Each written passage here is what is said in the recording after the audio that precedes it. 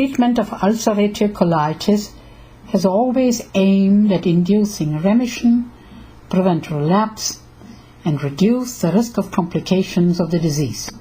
Consensus guidelines recommend the use of topical enema suppository of 5-aminosalicylic acid for distal colitis, combined with oral 5-ASA for more extensive disease, as first-line therapy in ulcerative colitis. Since extent and disease activity dictate the choice of medical therapy, an objective and accurate method of assessing these parameters is mandatory. Mucosal healing has been proposed as the target of medical treatment in ulcerative colitis. Interest in mucosal healing was generated by the finding that anti-tumor necrosis factor therapy could not only improve symptoms but also heal ulcers and inflammation, with a corresponding reduction in hospitalization and surgery. In ulcerative colitis, mucosal inflammation manifests as vascular congestion, erythema, edema, leading to granularity, mucosal friability, spontaneous bleeding, and development of large and small ulcers in the colon. In clinical trials of inflammatory bowel disease, mucosal healing has been defined in various ways, one definition being endoscopic resolution of all mucosal, inflammatory, and ulcerative lesions. Colonoscopy is used for monitoring mucosal status, but is associated with patient inconvenience, discomfort, and risk. In ulcerative colitis, flexible sigmoidoscopy, carrying minimal discomfort and risk, may provide adequate assessment of the mucosal status. Is there any other method for assessment of mucosal healing associated with less discomfort and risk? Small bowel capsule endoscopy proved to be useful in the diagnosis and management of Crohn's disease and inflammatory bowel disease. If colon capsule endoscopy can be shown to be useful for monitoring mucosal healing in ulcerative colitis, this would provide the desirable alternative. So far, CCE has been used for the detection of neoplasms in patients with symptoms suggestive of colonic disease, or in screening for adenomas and carcinoma in the colon, but not for the assessment of colonic inflammation in ulcerative colitis. Sung et al. Address the issue of the accuracy of CCE in assessing inflammatory activity in the colon, using optical colonoscopy as the gold standard.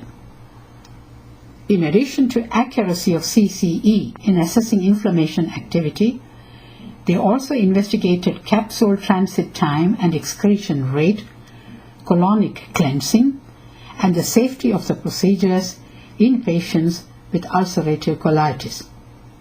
They report their findings in their article entitled "The Use of Pillcam Colon in Assessing Mucosal Inflammation in Ulcerative Colitis, a Multicenter Study," in the August issue of Endoscopy.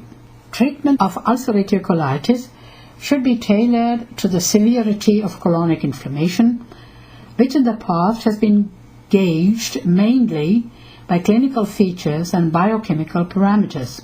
Recently, mucosal healing has been proposed as a standard to guide therapy. The aim of this multicenter study was to test whether mucosal appearance, as reported by colon capsule endoscopy, can be used to differentiate active from inactive ulcerative colitis.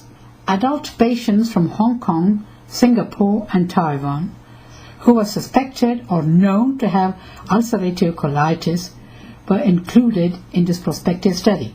CCE and conventional optical colonoscopy were offered to these patients on the same day after receiving standard bowel preparation. The primary endpoint was the accuracy of CCE in assessing colonic inflammation, defined as a presence of ulcers, erythema, erosions, edema, exudates in mucosa, using optical colonoscopy as the gold standard. A total of 100 patients, 42 females, median age 50 years, range 22 to 68 years, were enrolled. 4 cases were excluded from the analysis due to technical failure or slow transit of the capsule. In 9 patients, the capsule was not excreted within 8.5 hours and required retrieval during colonoscopy.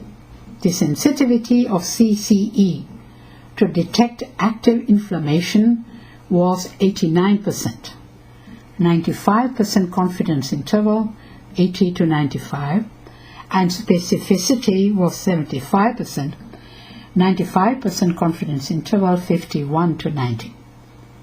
The positive and negative predictive values of CCE for colonic inflammation were 93%, 95% confidence interval 84 to 97, and 65%, 95% confidence interval 43 to 83 respectively. No serious adverse event related to the CCE procedure or preparation was reported. The authors conclude that CCE is a safe procedure to monitor mucosal healing in ulcerative colitis. However, at this stage, CCE cannot be recommended to replace conventional colonoscopy in the management of this condition.